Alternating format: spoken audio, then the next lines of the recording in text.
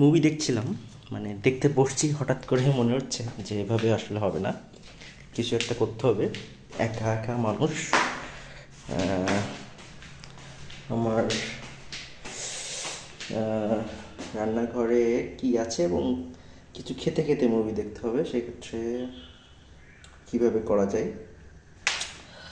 মনে হয় পপকর্ন অর্থাৎ ভুট্টা আনা ছিল, সেটা বাস্তবে ওটা বেশ ভালোই পারি আমি। তো কোথায় জানি রাখছিল,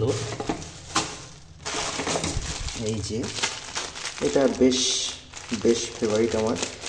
জানি না যে কীভাবে ভালো হবে কি না, কারণ লাস্ট টাইম তো সম্ভবত ঢাকাতেই করছিলাম, তো ট্রাই করতে পারি। তো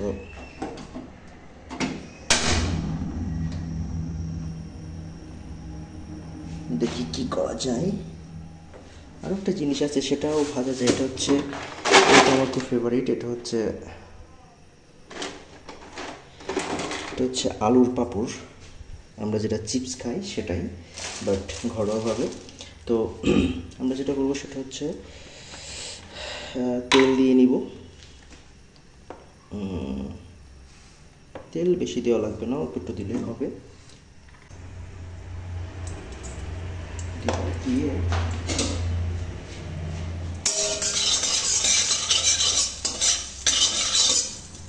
এবারে এখানে এক মুঠ পরিমাণ দিব প্যাকেটটা।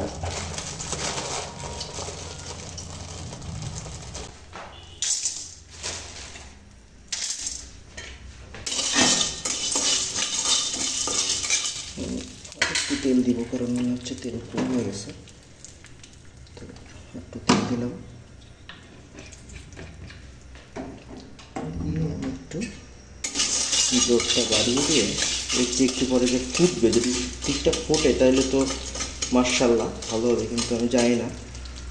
তার একটু শব্দ হয়েছে, গুড, তার মানে এটা হোক।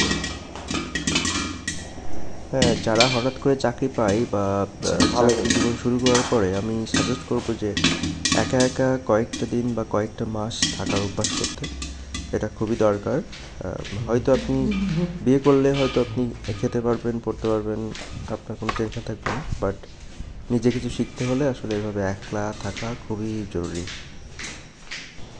জীবনে বাঁচতে গেলে অগোছালো জীবনটাও দরকার, অগোছালো জীবনটা আবার গোছানোও দরকার। সব কিছুর জন্য আসলে এরকম একলা দরকার জীবন।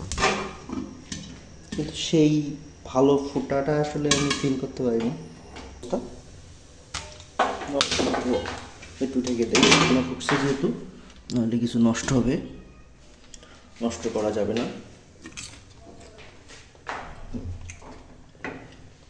মোটামুটি অফ।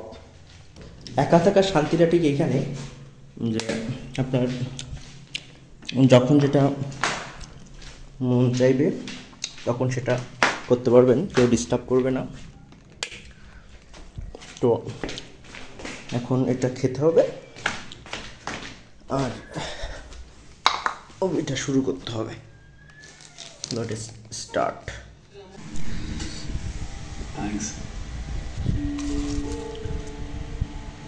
এটা একটা দারুণ ব্যাপার, বুঝছেন? মানে এই যে কম্বিনেশনটা আসলে, বিশেষ করে যখন যেটা মন চায় আর কি।